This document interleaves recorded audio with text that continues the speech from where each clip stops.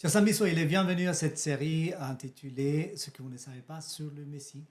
Et puis, moi, c'est Oscar Lopez. J'ai le plaisir de partager avec vous le sujet d'aujourd'hui. Bonjour, je suis Tamar Lopez et j'ai le plaisir de partager le sujet avec vous aujourd'hui. Et je donne la bienvenue aussi à nos amis de Veritat 4A qui nous accompagnent pendant l'enregistrement de cette vidéo. Avant de continuer, je tiens à m'excuser auprès de nos auditeurs parce que pendant des longues semaines, un mois au total, on était hors ligne suite à un grave problème technique dans le secteur. On était complètement incommuniqués.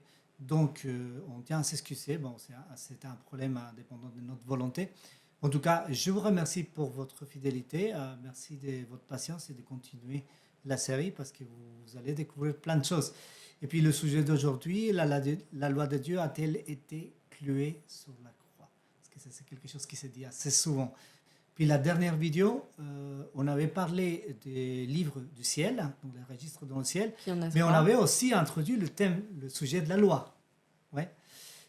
On avait introduit ce sujet de la loi, et puis c'est un sujet qui divise. Alors, pas tellement les juifs, parce que pour les juifs, que la loi de Dieu a été clouée à quoi que ce soit, c'est hors de question. Donc, ça non.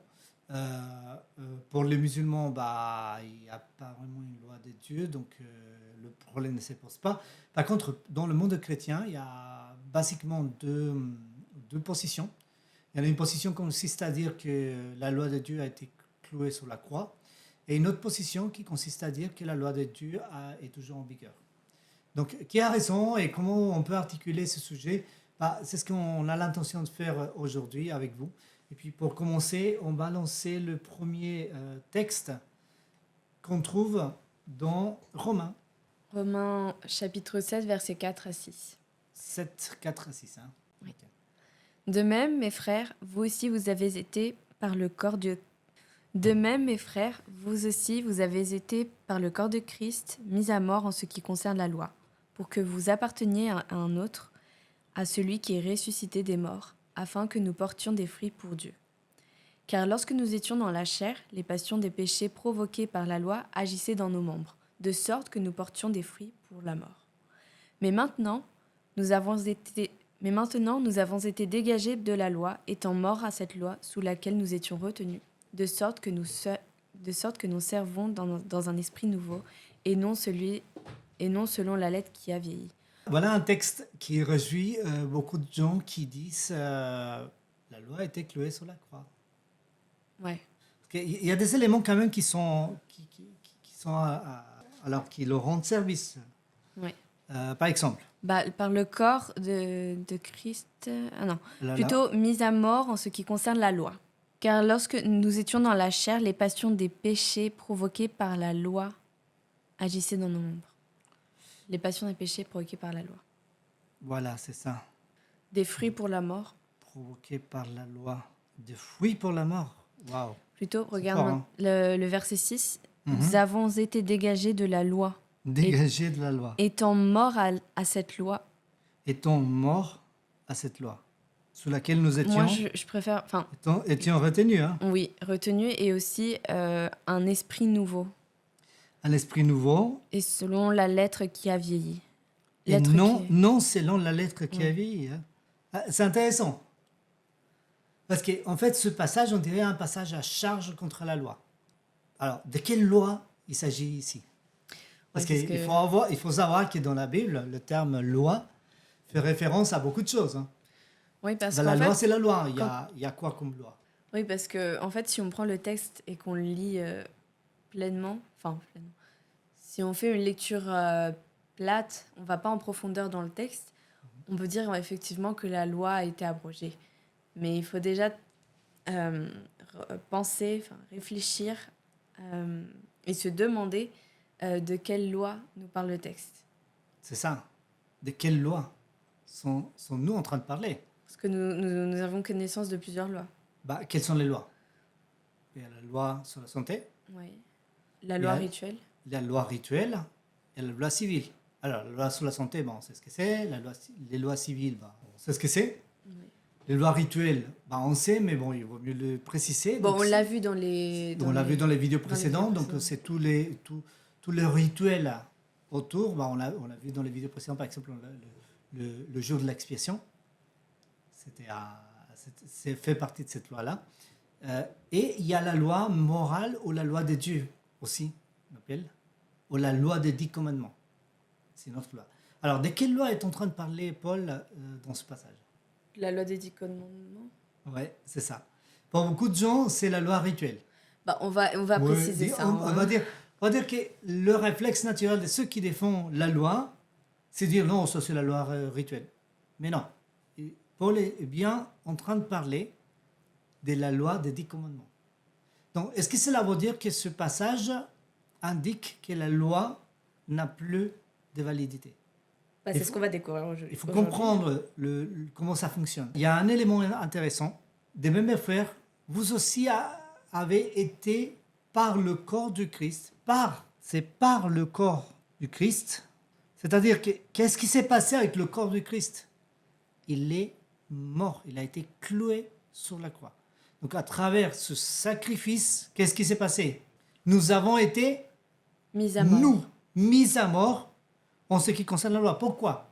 Parce que la Bible nous dit que la paye du péché est quoi? C'est la mort. C'est la mort. Et le péché, c'est la transgression de la loi. On l'avait vu dans le sujet précédent. Donc, ça veut dire que cette loi m'est condamnée à mort. Mais Christ a pris ma place. C'est ce qu'est en train de dire ce texte. Il a pris ma place et au moment où il prend ma place, qu'est-ce qui se passe? C'est comme si par la loi, moi j'étais mis à mort. Sauf que je ne meurs pas parce que quelqu'un d'autre est mort à ma place. Et c'est quelqu'un d'autre, c'est Jésus-Christ. Mais tout cela, on va le tirer en clair parce qu'il faut comprendre ce passage. Il faut comprendre ce passage dans la globalité de la Bible. Si on le prend tout seul, on ne va pas comprendre grand-chose. Ouais. Donc moi, je suis en train de vous avancer un peu le sujet. Mais je suis en train de me spoiler moi-même. Ouais. Mais il y a aussi un autre élément. Nous avons été dégagés de la loi. Et on va mettre ce texte en parenthèse. On va y revenir après. Et on va y revenir après. Parce qu'en fait, on a beaucoup trop de questions. À chaque fois qu'on essaie de comprendre le texte, on ressort avec beaucoup plus de questions que de réponses. C'est ça, ce texte, c'est un texte à questions. C'est un texte qui va susciter plus de questions des fois que des réponses. Mais c'est intéressant, les questions, c'est bien de se poser des questions parce que ça nous amène à la connaissance. Alors, on va lire ce passage de Romains 7, 7 à 14. Donc c'est les versets d'après, pour que... Oui, c'est ça. Voilà, pour pas qu'on dise qu'on a pris un autre texte qui n'a rien à voir. Oui, on n'est pas sorti de contexte. On a voulu séparer exprès. Parce que c'était trop long. C'était trop long. Non, mais c'est pas seulement ça, c'est aussi pour attirer l'attention sur le débat. Que dirons-nous donc? La loi est-elle péché? Loin de là. Mais je n'ai connu le péché que par la loi, car je n'aurais pas connu la convoitise si la loi n'eût dit « Tu ne convoiteras point ».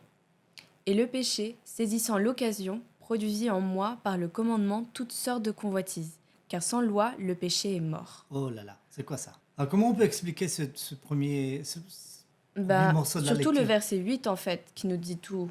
Parce qu'en fait, si on n'a pas de loi, ouais. On ne peut pas savoir que le péché est un péché. Parce que c'est la loi qui nous révèle le péché. C'est ça.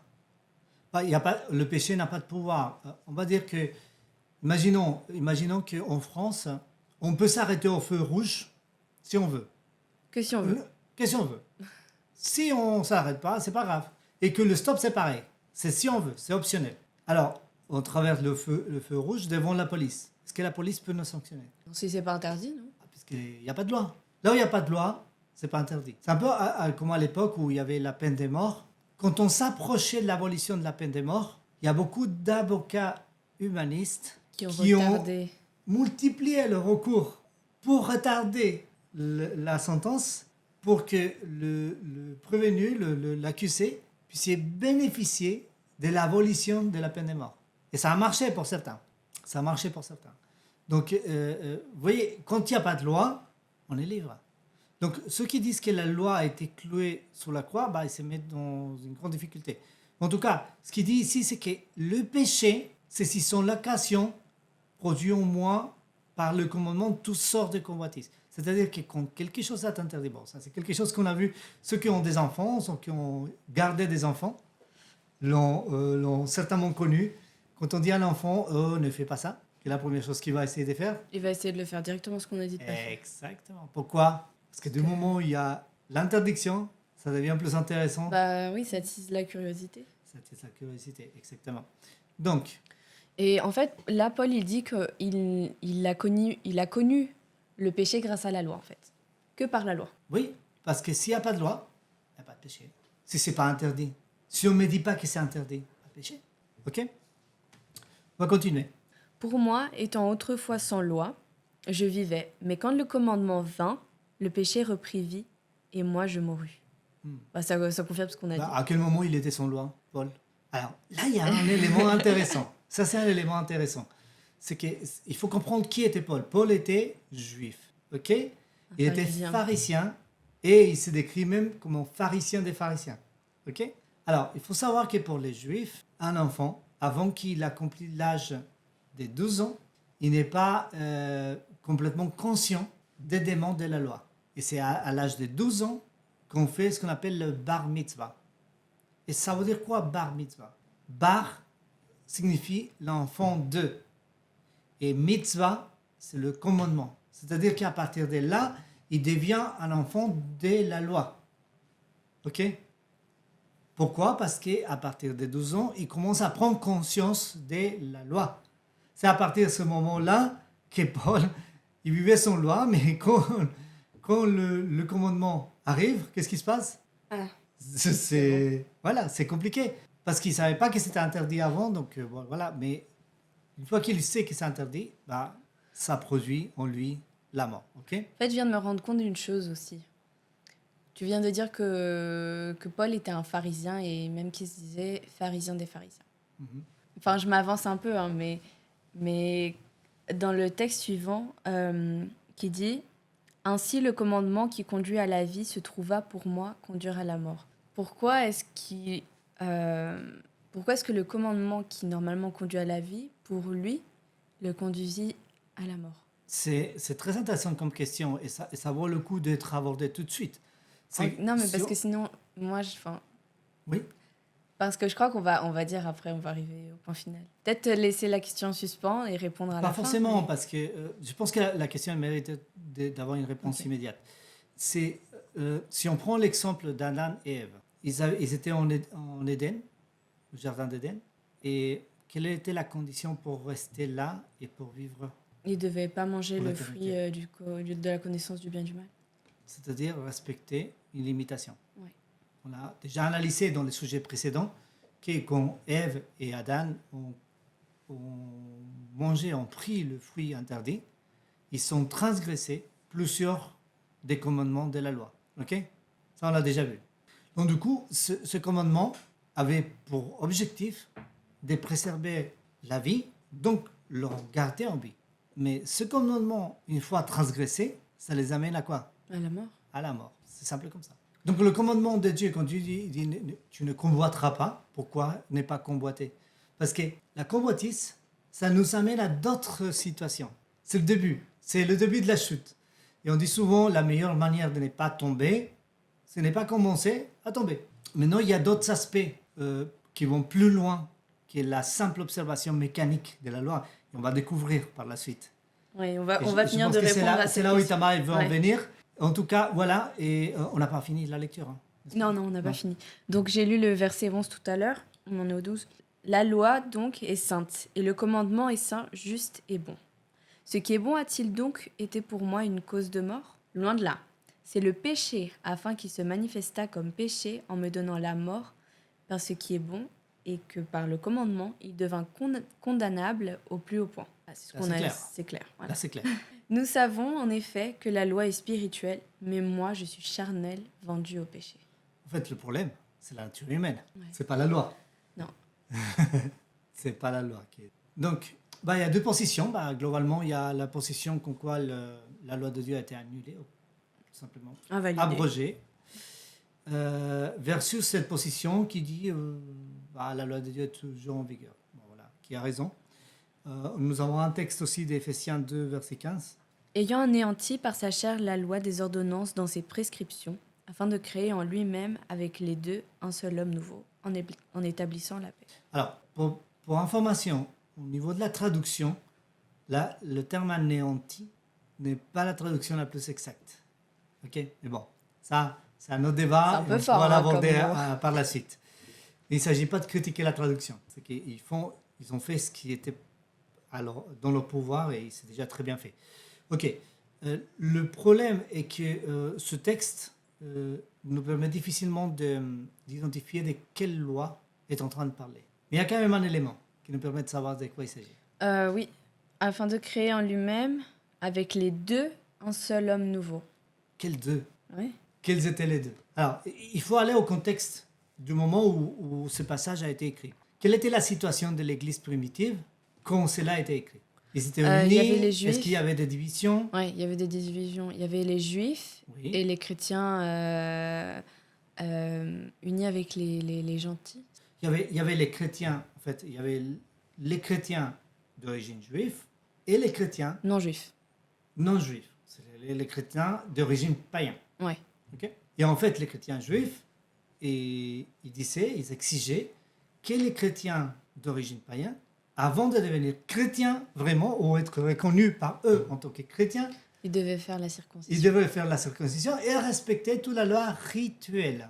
Et là, c'est là qu'on comprend de quoi il est en train de parler.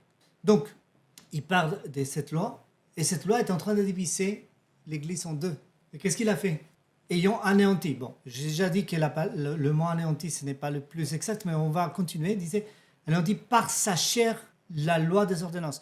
Comment est-ce que Jésus a agi sur la loi rituelle, sur sa chair? Il accomplit. Il a accompli.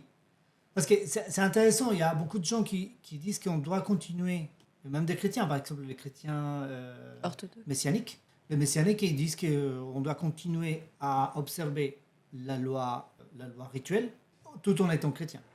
Ce n'est pas ce qu'il dit la Bible. La Bible nous dit que quand Jésus est mort sur la croix, il a accompli la loi, donc on n'a plus besoin de l'observer. Mais non, on pourrait se poser la question. Et donc, n'est plus important, la loi rituelle. Elle continue à avoir une grande importance en tant que sujet d'étude. Parce que cette loi va nous expliquer en détail beaucoup d'éléments du ministère du Christ sur cette terre, mais aussi le ministère du Christ dans le ciel pour nous aujourd'hui. Et c'est expliqué à travers la loi rituelle. Donc du coup, on n'a pas besoin d'effectuer ces rites de la loi, mais nous avons besoin de les étudier afin de mieux comprendre l'œuvre du Messie. Ok, donc il y a aussi Romains 13, il y a aussi Romains 13, 9 à 10. En effet, les commandements, tu ne commettras point d'adultère, tu ne tueras point, tu ne déroberas point, tu ne convoiteras point, et ce qu'il peut encore y avoir se résume dans cette parole. Tu aimeras ton prochain comme toi-même. L'amour ne fait point de mal au prochain. L'amour est donc l'accomplissement de la loi. Cette histoire des lois est une histoire d'amour. Mais d'abord, on va identifier de quelle loi est en train de parler Paul ici, parce qu'à chaque fois, c'est la même histoire. Ouais. Il faut identifier de quelle loi il parle pour savoir se positionner. Bah là, c'est les 10 commandements, clairement. Et comment tu sais que c'est les 10 commandements? Bah, parle d'adultère, tu ne commettras point d'adultère, Exactement. tu ne tueras point, Voilà. tu ne déroberas point. C'est dans Exode chapitre 20, Oui. là où il y a la loi des 10 commandements, effectivement. Donc du coup, on sait que l'accomplissement de la loi d'Exode est l'amour.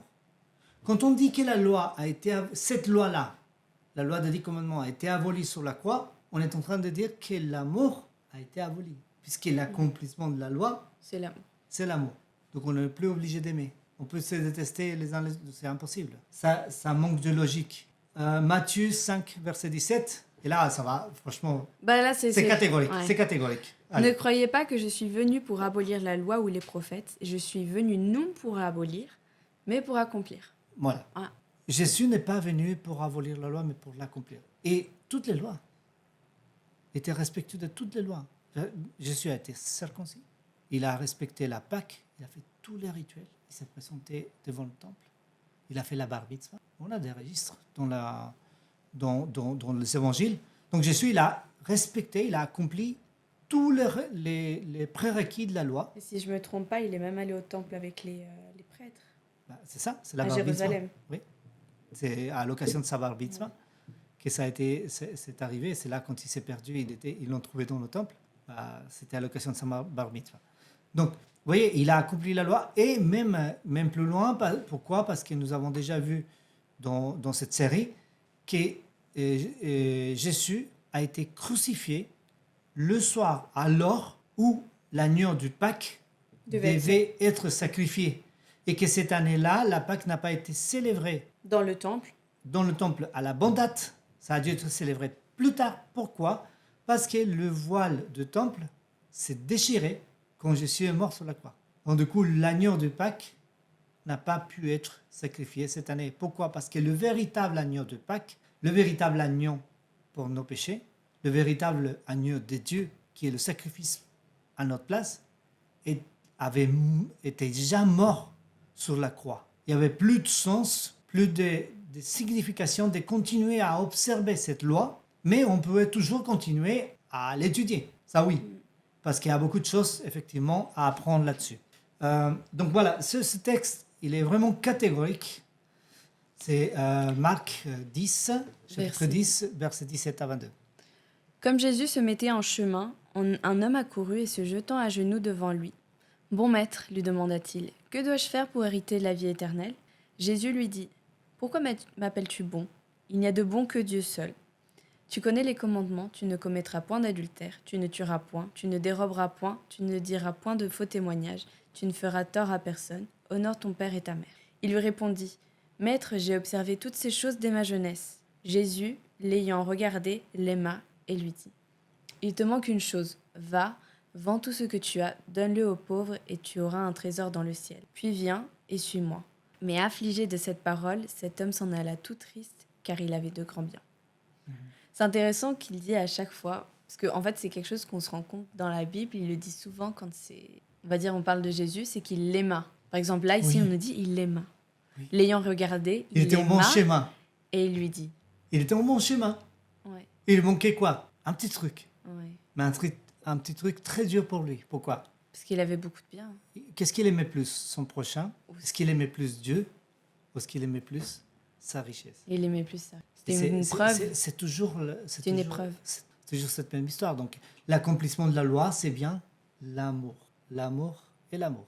Alors, je vais raconter en raccourci le texte suivant. C'est en Matthieu 22, 35 à 40. Vous pouvez mettre en arrêt la vidéo pour le lire complètement.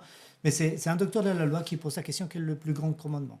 Il faut savoir que dans le langage des Juifs, le plus grand commandement, ça veut dire quelle est l'essence des commandements, quelle est l'essence de la loi.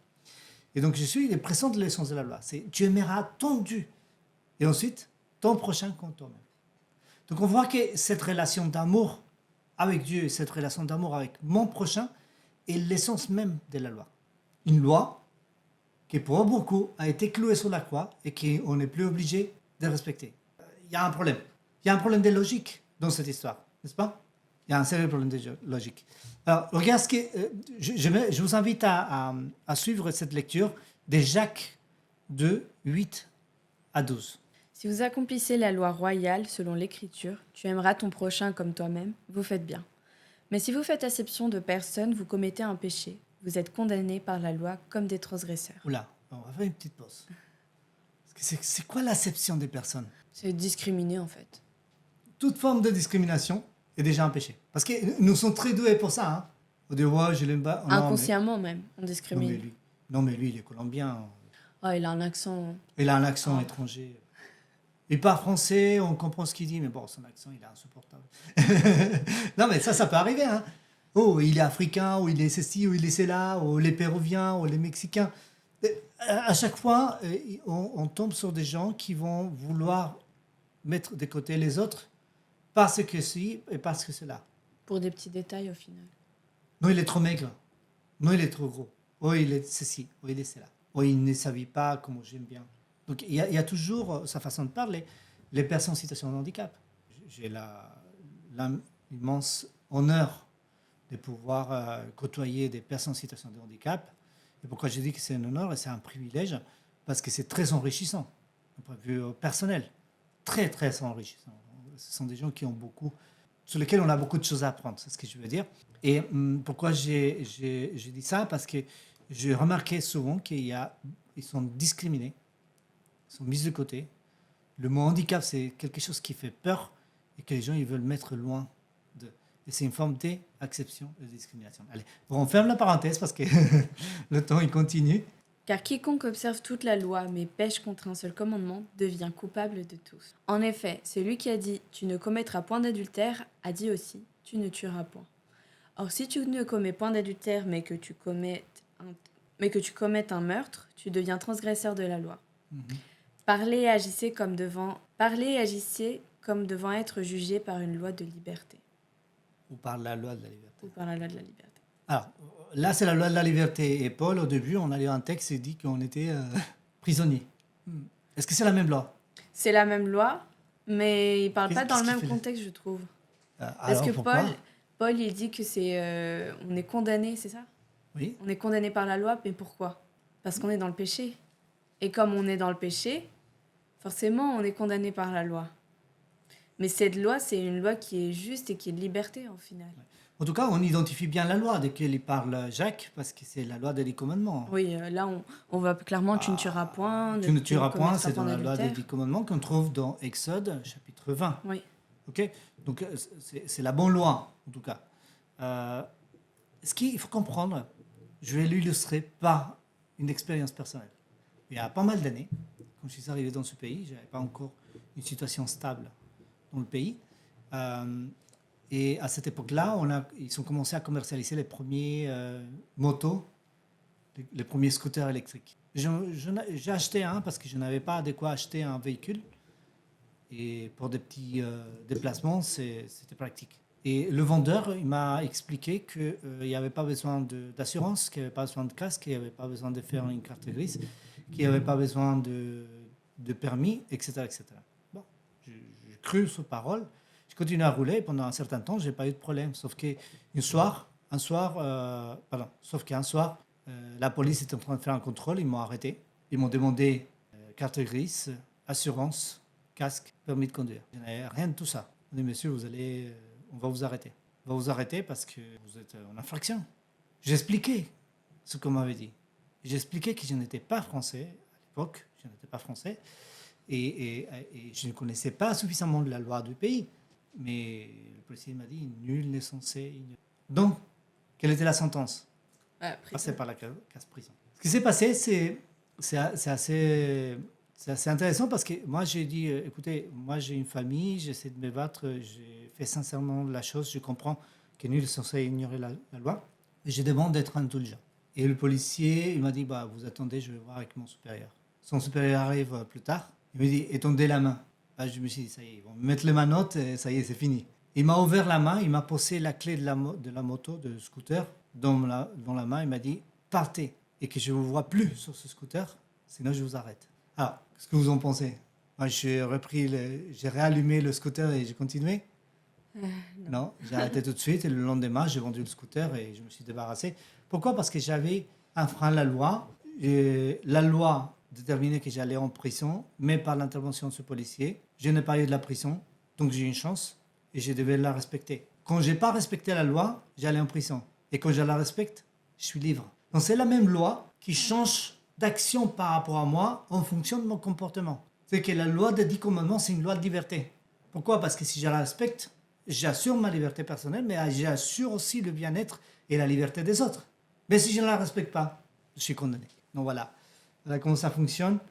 Et j'aimerais citer les 10 commandements parce que il faut comprendre un peu les structures, mais on va le faire très rapidement parce que le temps est... La loi de Dieu est composée de 2 sections. Oui. Donc 4 commandements d'un côté et 6 de l'autre. On l'avait cité déjà dans la vidéo précédente. Dans le premier commandement, c'est ne pas avoir d'autre Dieu que Dieu. Okay, ça se comprend.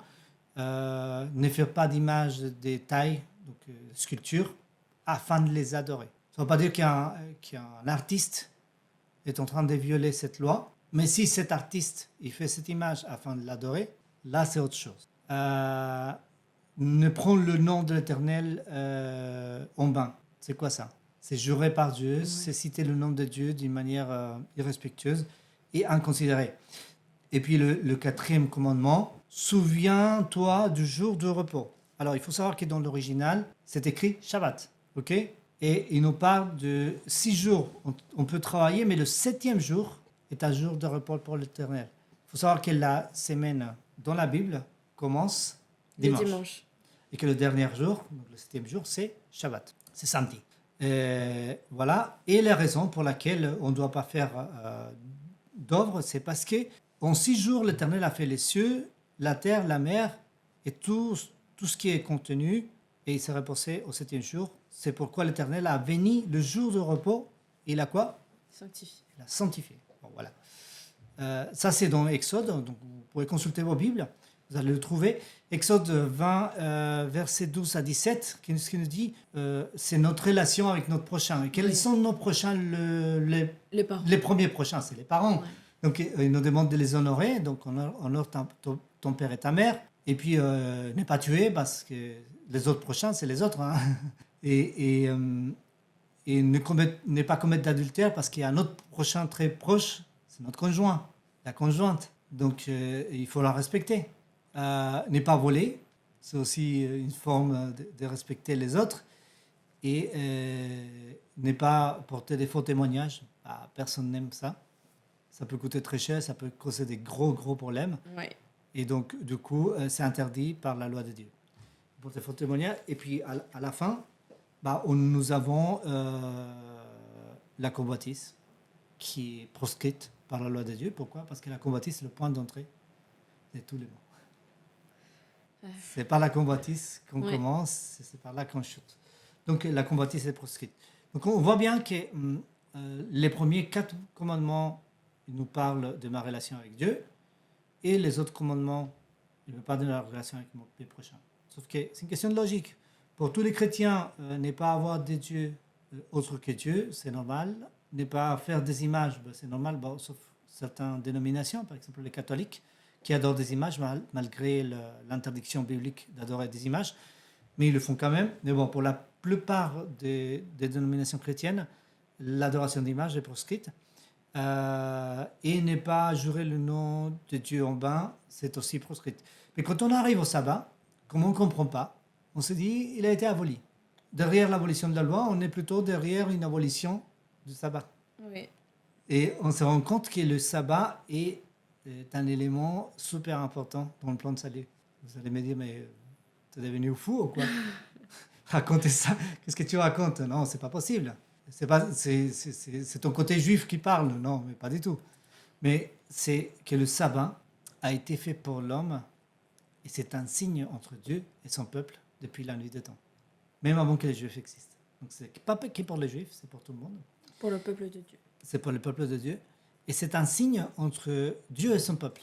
Et nous allons voir pourquoi le sabbat est un élément crucial dans le dernier conflit entre Dieu et Satan. Et ce conflit se déroule sur notre planète. Et nous sommes des coprotagonistes. À nous de choisir sur quel camp nous allons être. Donc, ça, c'est pour les prochains épisodes. Voilà, ça c'est pour les prochains épisodes. Mais voilà, on va arrêter la vidéo là. Donc, on vous laisse certainement avec plein de questions. N'hésitez pas à formuler vos questions sur le site, sur la chaîne YouTube. Ou dans les commentaires. Ou dans les commentaires, ou bien à travers le site veritat41.org. Et nous serons un plaisir à vous répondre. Chers amis, merci de nous avoir suivis pour cette vidéo. On espère qu'elle vous apportera beaucoup de connaissances par rapport à ce sujet. N'hésitez pas à la partager avec d'autres personnes. Merci à Itamar qui nous a accompagnés pour ce sujet. Avec plaisir. Et merci à nos amis de Veritat 4A qui nous ont accompagnés pendant l'enregistrement. On vous invite dans 2 semaines à la suite de ce sujet. On va parler du sabbat. On va voir si le sabbat est uniquement pour les Juifs ou pour tout le monde. En tout cas, que Dieu bénisse votre curiosité. Et puis on se voit dans 15 jours. Bye bye.